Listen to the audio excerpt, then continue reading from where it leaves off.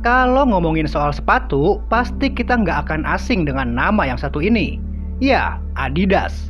Pertama kali berdiri di Herzogenaurach, Jerman pada tahun 1920 yang didirikan oleh dua bersaudara, yaitu Adolf Dassler dan Rudolf Dassler. Saking terkenalnya merek ini, banyak produsen sepatu yang mencoba peruntungannya dengan meniru dan memplesetkan nama besar Adidas, seperti Adadis, Adadas, dan yang paling bikin gua kesel adalah Adimas.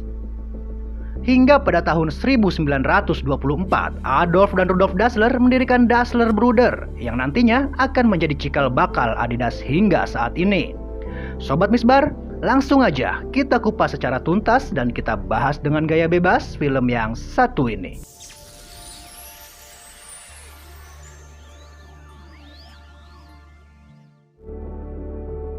Film ini berkisah di sebuah kota kecil bernama Herzogenaurach, yang dimana ada seorang pemuda bernama Adolf Dassler, atau yang lebih dikenal dengan nama Adi. Adi adalah seorang pemuda yang sangat terobsesi dengan sepatu, dan karena obsesinya itu, ia sering diejek oleh orang-orang di sekitarnya, termasuk kakaknya sendiri, yaitu Rudolf, atau yang lebih dikenal dengan nama Rudi. Suatu hari Rudi dipecat di perusahaan tempat ia bekerja, dan karena hal itu pula ia diejek oleh teman-temannya sekaligus mengolok-olok obsesi adiknya. Merasa kesal dan tak terima atas cemoohan teman-temannya itu, akhirnya pergelutan pun tak bisa terhindarkan. Sesampainya di rumah, Rudi pun menyempatkan diri untuk menghampiri Adi yang pada saat itu sedang sibuk merancang sepatu. Dan dari sinilah Rudi mempunyai ide brilian untuk membangun usaha bersama Adi. Namun, untuk bisa mengembangkan usaha itu dibutuhkan modal yang tak sedikit. Dan karena hal itu pula, Rudi mengajak Adi untuk mengajukan pinjaman modal pada bank syariah setempat. Namun, sayangnya pengajuan itu ditolak karena dinilai tidak prospek dan hanya dianggap sebagai lelucon. Namun walau demikian, mereka tetap melanjutkan usaha mereka dengan modal utama yang mereka miliki, yaitu riset pengembangan produksi yang dimiliki oleh Adi yang dikombinasikan dengan keahlian marketing Rudi yang menawarkan secara door-to-door sepatu buatan mereka pada atlet dan tim olahraga. Hingga pada suatu ketika, Rudi dan Adi pun bertemu dengan jodohnya masing-masing. Rudi menikahi seorang wanita bernama Friedel, sedangkan Adi mempersunting wanita bernama Kate. Hari demi hari lambat laun usaha mereka pun semakin berkembang, bersamaan dengan berkembangnya partai Nazi yang pada saat itu telah menjadi partai penguasa. Hal itu tentu menguntungkan usaha dua bersaudara ini yang pada saat itu merapat menjadi anggota partai, yang dimana sepatu buatan mereka terpilih menjadi kontingen atlet Jerman pada ajang Olimpiade Berlin pada tahun 1936. Seiring dengan berkembangnya Dassler Bruder, membuat Kate memutuskan untuk bergabung sebagai karyawan.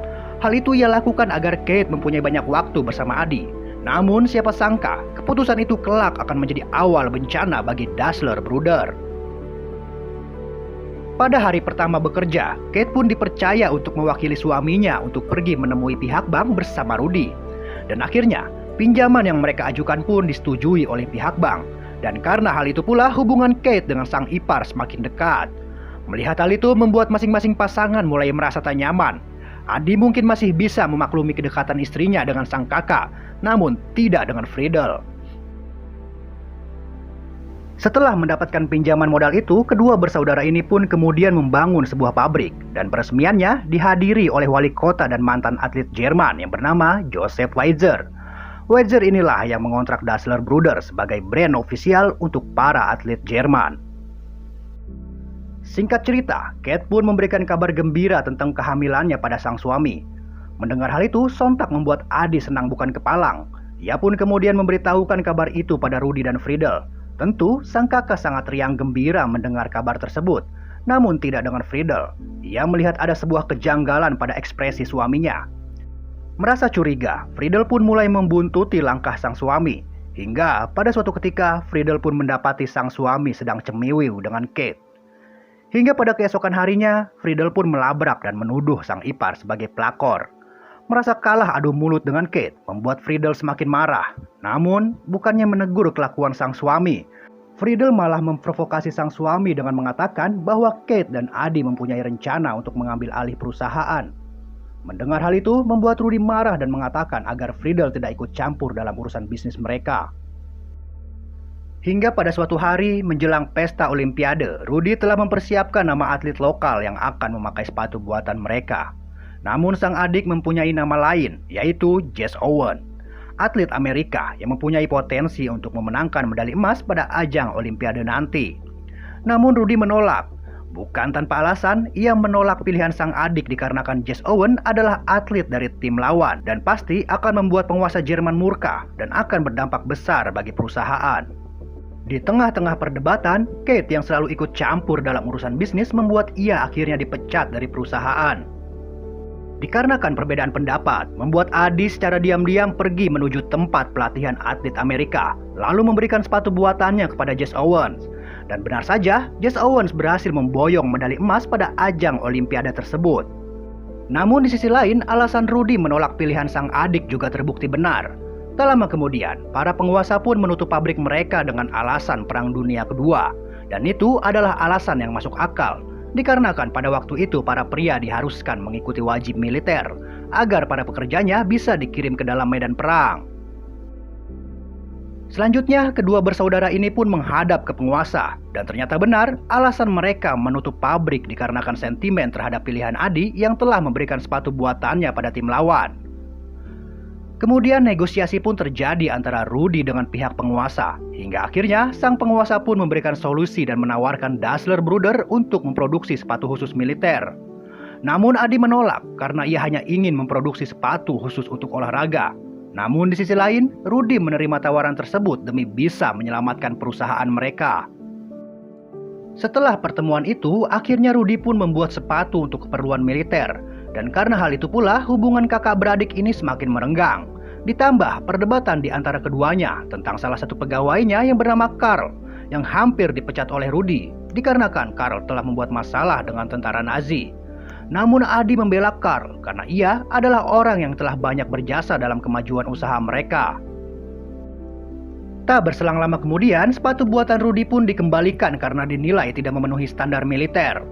Perdebatan di antara keduanya pun kian memanas ketika Rudy diharuskan untuk mengikuti wajib militer, sedangkan sang adik diputuskan untuk tetap berada di Jerman. Karena hal itu membuat Rudy semakin depresi dan kemudian menuduh sang adik berniat untuk menyingkirkan dirinya seperti dugaan sang istri. Singkat cerita, Rudy pun pergi ke medan perang bersama kedua ponakan Kate, sedangkan Adi larut dengan kegiatannya di pabrik. Namun bukan untuk memproduksi sepatu, melainkan untuk membuat peluncur roket selama awal Perang Dunia Kedua. Setelah perang berakhir, ternyata kedua ponakan Kate gugur dalam medan perang. Karena hal itu pula membuat Adi dan Kate sangat membenci Rudy. Dan puncaknya adalah ketika pasukan Nazi kalah oleh pasukan Amerika yang pada saat itu ingin merobohkan pabrik mereka karena diduga mempunyai hubungan dengan pemerintah Nazi. Namun beruntung, Kate mengambil tindakan cepat dengan menunjukkan foto sang suami dengan Jesse Owens. Dan kemudian Kate pun menjelaskan bahwa sepatu yang dipakai oleh atlet Amerika itu adalah sepatu buatan suaminya. Mendengar alasan tersebut, akhirnya pabrik pun batal dirubuhkan. Selanjutnya, Rudy pun dipanggil ke markas militer Amerika untuk keperluan penyidikan, dikarenakan ada laporan internal yang menyebut dirinya sebagai pendukung fanatik Nazi.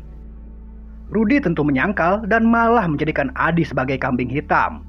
Dan kemudian giliran Adi yang kini mendapatkan panggilan. Dan disinilah puncak dari pertikaian kakak beradik ini. Walau mereka berdua akhirnya selamat dari tuduhan kejahatan perang, namun hubungan kakak beradik ini sudah mencapai batasnya. Dan hingga akhirnya Dassler Brother pun mengumumkan pemisahan perusahaan.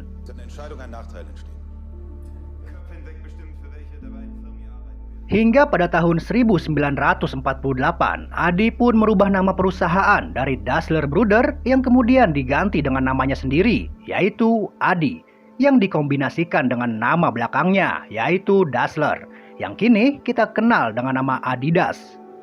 Di sisi lain, Rudy yang telah hengkang dari Dassler Brother kemudian mendirikan perusahaannya sendiri yang ia beri nama Puma.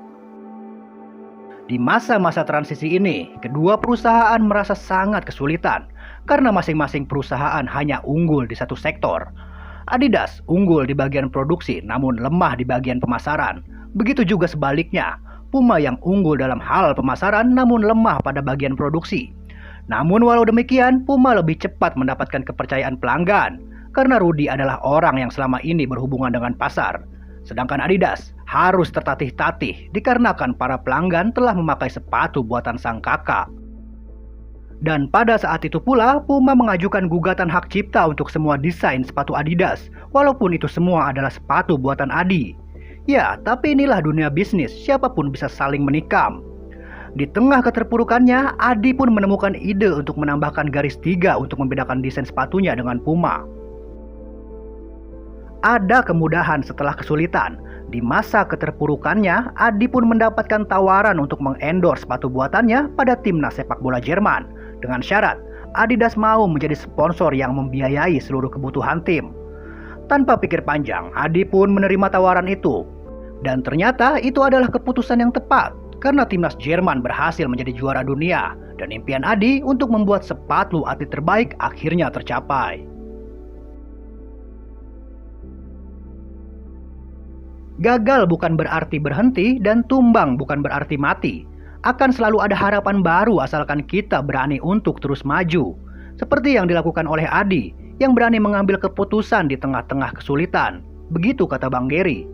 So Sobat Misbar, gak kerasa ya kita udah ada di penghujung cerita. Akhir kata gua Gary beserta kru yang belum ada yang bertugas mengucapkan sampai jumpa.